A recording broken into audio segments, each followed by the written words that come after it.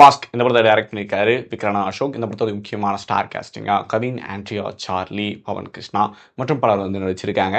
And இந்த படத்துக்கு இசை அமைச்சிருக்காரு ஜிவி பிரகாஷ் குமார். மாஸ்குடைய ஒன்லைன் என்ன அப்படின்னு சொல்லிட்டு பார்த்தோம்னா, எம்ஆர் ராதா அவருடைய மாஸ்கை போட்டுக்கிட்டு கிட்டத்தட்ட ஒரு கண்டெய்னர் ஃபுல்லாக பணத்தை வந்து பொம்மி ஸ்டோர்ஸ்லேருந்து திருடுறாங்க. ஸோ அப்படி திருடின பணத்தை பொம்மி அவர்கள், அந்த ஸ்டோருடைய ஓனர் என்ன பண்ணுறாங்க அப்படின்னா, வேலு அப்படின்ற ஒருத்தர்கிட்ட இந்த யார் திருடுனா, எதுக்காக திருடுனாங்க, இவங்களாம் யார் அப்படின்னு சொல்லிட்டு கண்டுபிடிக்க வந்து கொடுக்குறாங்க.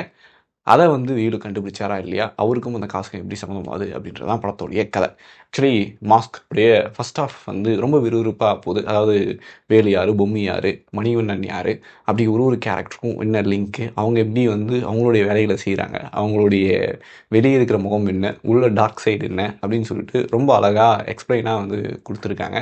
முக்கியமாக இதில் சவுண்ட் எஃபெக்ட்ஸில் வந்து பார்த்திங்கன்னா, அது வாய்ஸ் ஓவராக வந்து நம்ம நெல்சன் திலீப்குமார் அவர்கள் வாய்ஸ் ஓவர் பண்ணியிருக்காரு. கதையை கொஞ்சம் நரேட் பண்ணுறதுக்கு ஒரு சில இடங்களில் நிறைய சவுண்ட் எஃபெக்ட்ஸ் வந்தது. அது கொஞ்சம் ஓவர்லேப் ஆன மாதிரி ஒரு ஃபீல் இருந்துச்சு. நெல்சனுடைய வாய்ஸ் ஓவர் இன்னும் கொஞ்சம் பொறுமையாக பண்ணியிருக்கலாம். கிட்டத்தட்ட ஒரு வடச்சென்னை ட்ரை பண்ண மாதிரி தான் இருந்துச்சு. பட் அது இன்னும் கொஞ்சம் அந்த நெரேட்டிவ் கொஞ்சம் ஸ்லோ டவுன் பண்ணியிருந்தால் நல்லா இருந்திருக்கும்க்குள்ளே எனக்குள்ள ஒரு ஃபீல் வந்து இருந்துச்சு. செகண்ட் ஹாஃப் வந்து ஃபயர் அப்படின்னு தான் சொல்லி ஆகணும்.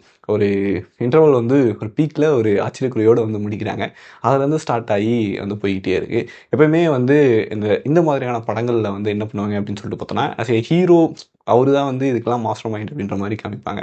பட் இதில் அதெல்லாம் இல்லாமல் நிறைய விஷயங்கள் வந்து பண்ணியிருக்கிறது ரொம்ப நல்லாயிருக்கு. ஜிவி பிரகாஷ் குமாரோடைய இசை நிறைய இடங்களில் வந்து நம்மளுடைய ஒரு லேசாக ஒரு ஃபீல்குள்ளே கொண்டு போகுது. ஒரு பரபரப்பான சீனுக்குள்ளே ஆட்டோமேட்டிக்காக அந்த இடத்துக்குள்ளே எடுத்துகிட்டு வந்துடுறாரு ஜிவி பிரகாஷ் குமார். கிட்டத்தட்ட விஷுவலாக வந்து சினிமாட்டோகிராஃபி ரொம்ப நல்லாவே பண்ணியிருக்காங்க. அது பல இடங்களில் வந்து படத்தை வந்து காப்பாற்றி கொடுக்குதுன்னே சொல்லலாம்.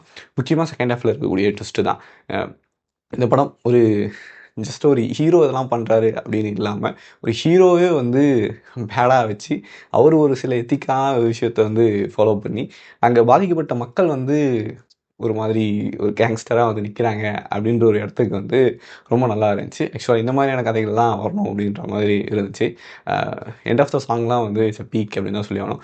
மாஸ்க் ஃபர்ஸ்ட் ஆஃப் செகண்ட் ஆஃப்லாம் இதெல்லாம் இருந்தாலுமே ஒரு சின்ன சின்ன லேங்கோடு சேர்த்து ஓவராலாக ஒரு ஓகேயான நல்ல படமாக வந்து வந்திருக்கு.